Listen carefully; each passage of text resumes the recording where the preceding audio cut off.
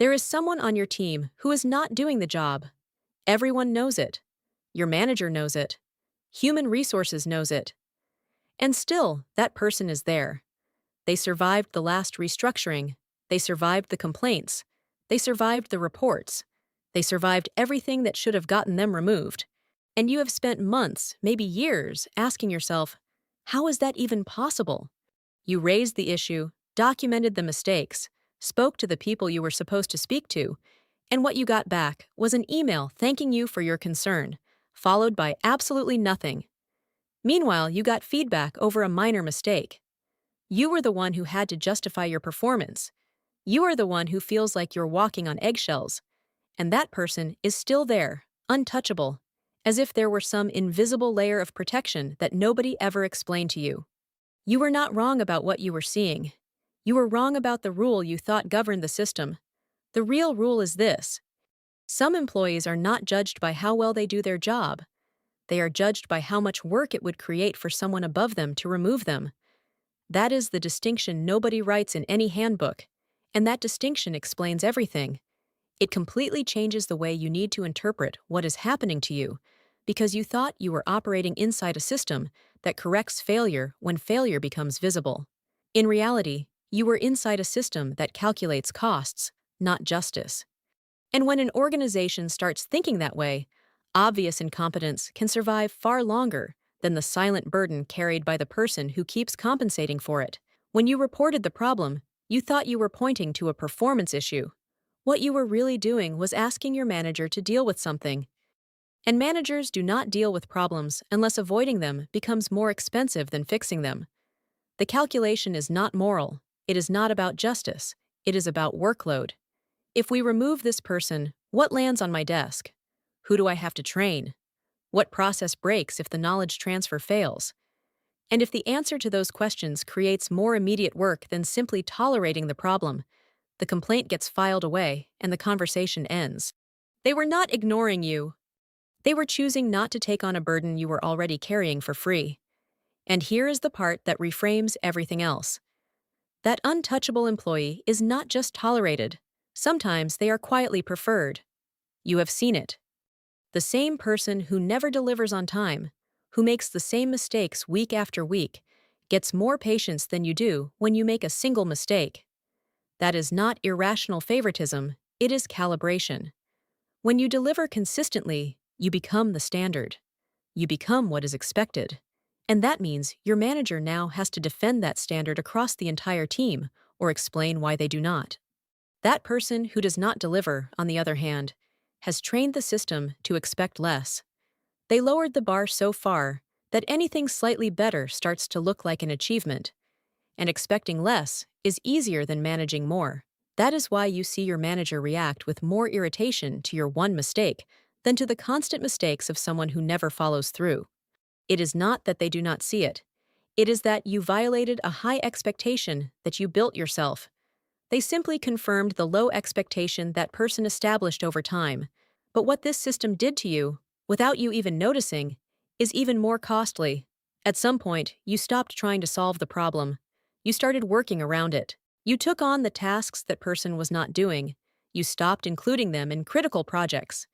You built systems to compensate for their incompetence, and you thought you were being professional, being a team player, keeping things running. What you were really doing was becoming the reason your organization no longer had to solve the problem.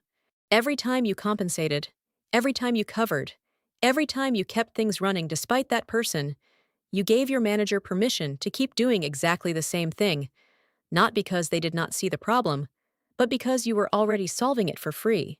And now you are doing two jobs while that person is doing half of one. The most corrosive part is that this process does not just exhaust you, it also distorts the way you begin to see yourself within the team. You stop feeling competent and start feeling trapped. You stop thinking you are valuable and start thinking you are useful for holding together what other people keep breaking. And when a talented person starts shrinking into a containment role, the system is no longer just taking their time, it is taking their professional identity. There is something else nobody says clearly. That untouchable person does not just survive. Over time, they change the way leadership evaluates everyone around them. When a manager adapts to low performance, their priorities shift. They start valuing predictability over excellence, quiet over initiative, stability over improvement, because that person taught them that stability, even dysfunctional stability, feels easier to manage than movement. And when you try to improve things, you become the disruption. That is the point when many people get, for the first time, a label they never deserved: difficult, intense, inflexible, too critical. Not because they are wrong, but because they are interfering with a comfort other people already decided to protect. And when the system needs to preserve a convenient dysfunction, the person trying to correct it stops being seen as the clearest one in the room and starts being treated as the least manageable. You have had moments when you pointed out a legitimate problem and your manager reacted as if you were the problem. Moments when you suggested a better process and got resistance instead of interest. Moments when you asked for accountability and were told to focus on your own work. It was not that your manager was incompetent. It was that you were threatening a balance he had carefully built around that person. You wanted to solve something he had already decided to live with. And solving it required work. Work you were already doing for free.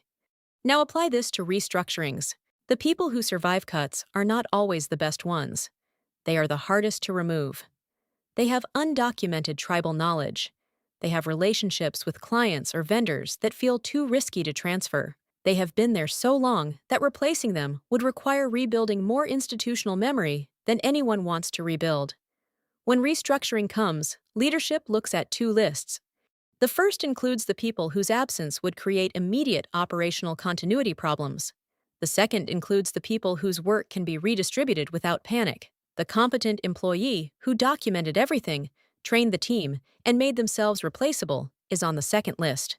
The dysfunctional employee who hoarded information and became a single point of failure is on the first. And the first list is the one that survives.